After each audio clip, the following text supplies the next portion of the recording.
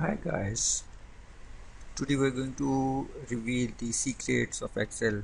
First of all, I will tell you that if you want to remove or you do not want to display zero in your Excel worksheet, if you have a large database and you want to say you want that zero should be disappear from your screen, from your database, but actually remain intact, there is a secret option in the Excel.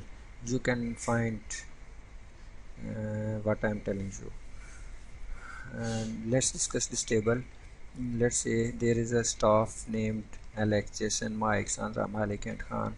Task assigned. Let's say Alex has been assigned 5 tasks, Jason has been 4, Mike has been 10, and so on.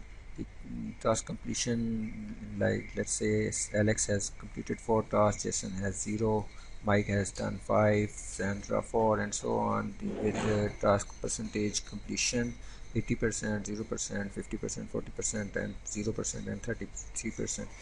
We want to say that this 0% means this cell should appear as a blank cell instead of having the value 0.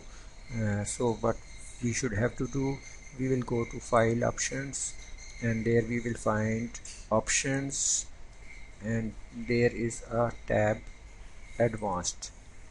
So we will scroll down and go to the display options, and this is main option of display of worksheet workbook, and there is display of for worksheet.